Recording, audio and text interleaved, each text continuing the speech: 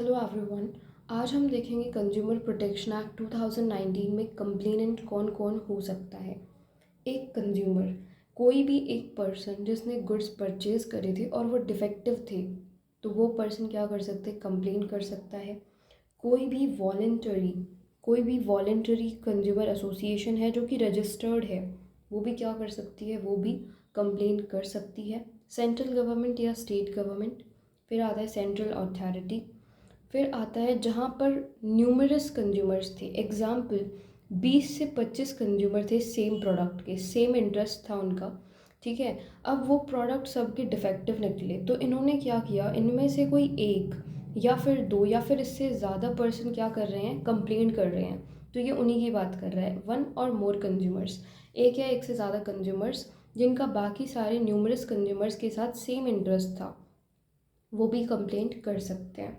अब लगाइए कि एग्जाम्पल, जिस पर्सन ने गुड्स परचेज़ किए थे यानी जो कंज्यूमर था, उस पर्सन की तो डेथ हो गई, तो उसके बाद क्या हुआ, उसके जो लीगल हेयर्स होंगे या उसके जो लीगल रिप्रेजेंटेटिव्स होंगे, वो क्या कर सकते हैं, वो इस पर्सन के बिहाफ पर क्या करेंगे, कंप्लेंट फाइल कर सकते हैं, ठीक है।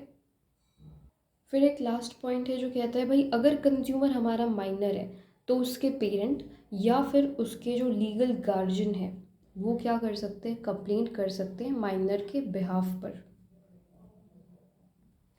2019 एक्ट के अंदर कंप्लेंट की जो डेफिनेशन है वो क्या है, कंप्लेंट मीनिंग कोई भी रिटन एलिगेशन जो कि कंप्लेनेंट ने लगाई है इस एक्ट के अंदर रिलीफ लेने के लिए, ठीक है। अब कंप्लेंट किसके अगेंस्ट फाइल हो सकती है वो देखिए। सबसे पहले किसी भी ऐसे ट्रेडर के अगेंस्ट या किसी भी ऐसे सर्विस प्रोवाइडर के अगेंस्ट जो या तो अनफेयर कॉन्ट्रैक्ट या अनफेयर ट्रेड प्रैक्टिस या फिर रिस्ट्रिक्टिव ट्रेड प्रैक्टिस करता हो, ठीक है। दूसरी चीज़, पर्सन ने जो गुड्स परचेज करे थे, अगर उन गुड्स में डिफेक्ट है तो जिससे परचेज करे थे उसके अगेंस्ट कंप्लेंट फाइल कर सकता है। सेम चीज़ सर्विसेज के लिए है, जो सर्विसेज हायर करी थी अगर उनमें डेफिशिएंसी है तो फिर ये भी एक्शन लिया जा सकता है। फिर देखिए, एक ऐसा ट्रेडर या एक ऐसा सर्विस प्रोवाइडर जो क्या कर रहा है, गुड्स का प्राइस कुछ और है और वो उससे ज़्यादा चार्ज कर रहा है, या फिर सर्विस का प्राइस कुछ और है और वो उससे ज़्यादा चार्ज कर रहा है, तो उसके अगेंस्ट भी क्या कर सकते हैं, कंप्लेंट फाइल कर सकते हैं। जैसे एग्जांपल, गुड्स का प्राइस है 5,000 रुपये और वो चार्ज कर रहा है 6,000 रुपये, ठीक है। अब ये प्राइस हो सकता है किसी लॉ ने फिक्स किया हो, प्राइस हो सकता है लॉ ने फिक्स किया हो, या फिर उन गुड्स पर ही दिख रहा हो। एग्जाम्पल की पैकेट है और पैकेट पे दिख रहा है कि प्रोडक्ट 20 रुपये का है और जो ट्रेडर है वो आपसे 40 रुपये मांग रहा है, ठीक है। या तो पैकेज पर लिखा हुआ है या फिर गुड्स पर हमें दिख रहा है कि हाँ भाई ये कम प्राइस की है और ये हमसे ज़्यादा चार्ज कर रहा है, तो उसके अगेंस्ट भी हम क्या कर सकते हैं, कंप्लेंट फाइल कर सकते हैं कि वो क्या कर रहा है, वो हमसे कीमत से ज़्यादा वसूल कर रहा है, ठीक है। या फिर देखिए, display on the price list exhibited by him, example, उसने अपने शॉप के बाहर एक लिस्ट लगा रखी है जिसमें पर्टिकुलर प्रोडक्ट का प्राइस जो है वो 60 रुपये है और वो आपसे चार्ज कर रहा है 80 रुपये, ठीक है। तो ऐसा इस ट्रेडर के अगेंस्ट भी क्या कर सकते हैं, एक्शन ले सकते हैं। अब जो फोर्थ पॉइंट आता है वो कहता है एग्रीड बिटवीन द पार्टीज़। अब मान लीजिए कि पार्टीज़ के बीच में 5,000 डिसाइड हुआ कि 5,000 में पर्टिकुलर प्रोडक्ट जो है वो ट्रेडर ने बी को देना है, बट अब क्या कर रहा है, अब ट्रेडर 5,000 के बजाय 6,000 रुपये चार्ज कर रहा है, ठीक है। यानी जो पहले एग्री हुआ था अब उसके अकॉर्डिंग वो एक्ट नहीं कर रहा, तो ऐसे ट्रेडर के अगेंस्ट भी क्या कर सकते हैं, हम एक्शन ले सकते हैं, कंप्लेंट फाइल करी जा सकती है। चलिए आगे बढ़ते हैं। अब नेक्स्ट पॉइंट में कहा गया कि भाई ट्रेडर क्या कर रहा है, ट्रेडर ऐसे गुड्स को सेल के लिए ऑफ़र कर रहा है जो पब्लिक की लाइफ या पब्लिक की हेल्थ के लिए, सेफ्टी के लिए क्या हो सकते हैं, हज़ार्डियस हो सकते हैं अगर वो यूज़ करे जाएं तो।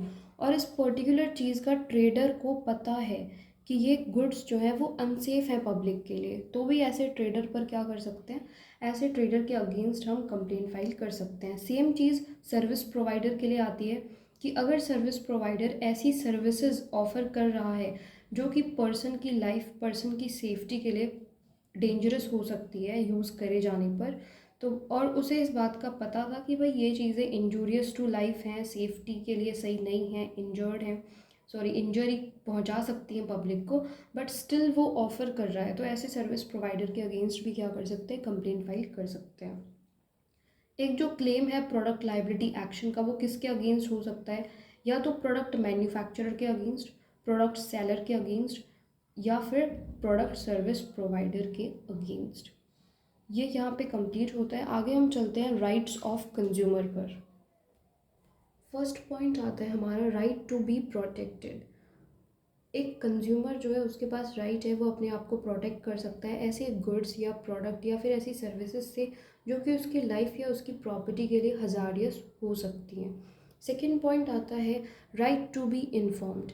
अगर एक पर्सन ए नाम का वो बी शॉपकीपर से कुछ परचेज़ करने जाता है तो इसके पास क्या राइट होगा, इसके पास राइट होगा कि ये उस पर्टिकुलर प्रोडक्ट की क्वालिटी चेक करे, उसकी पोटेंसी चेक करे, उसकी प्योरिटी चेक करे, स्टैंडर्ड चेक करे, ये सारी चीज़ें चेक कर सकता है। उसके पास ये राइट है, उसके पास ये इन्फॉर्मेशन होनी चाहिए, वो इससे ये सारी चीज़ें पूछ सकता है।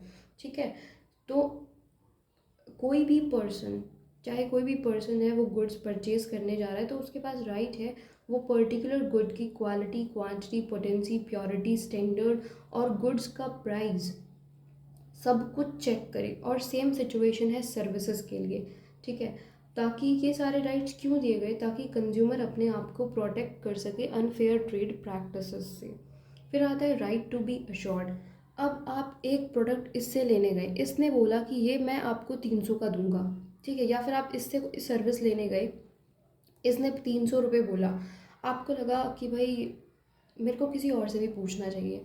ठीक है, फिर आपने दूसरे शॉपकीपर सी से पूछा, फिर आपने डी से पूछा, फिर आपने ई से पूछा, मतलब सबसे कंफर्म करके और फिर सेटिस्फाई होके, अगर सेटिस्फाई हो जाओ तो आपका जैसे भी मन करे आप कॉम्पिटिटिव प्राइस को क्या कर सकते हो, चेक कर सकते हो और अपने आप को बिल्कुल सेटिस्फाई करके आपका जहाँ से मन करे आप वहाँ से सर्विसेज या गुड्स जो है परचेज़ कर सकते हैं। ठीक है, आपके पास राइट है अश्योर करने का। ऐसा नहीं है एक पर्सन आपको जितने का बोल रहा है आपको उतना ही खरीदना पड़ेगा, आपने पूछ लिया तो बस उसी से परचेज़ करना पड़ेगा।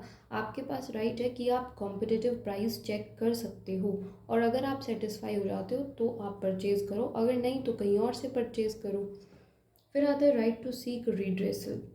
रेमेडी का राइट है। अगर किसी कंज्यूमर के साथ ऐसा हो जाता है कि उसको गुड्स डिफेक्टिव मिले हैं, सर्विसेज में डेफिशिएंसी मिली है, तो उसके पास राइट है रेमेडी के लिए, किसी भी अनफेयर ट्रेड प्रैक्टिस के अगेंस्ट या किसी भी रिस्ट्रिक्टिव ट्रेड प्रैक्टिस के अगेंस्ट।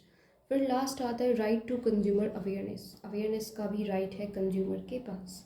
तो ये थे हमारे राइट्स। वीडियो यहीं पे ख़त्म होती है। Thanks for watching.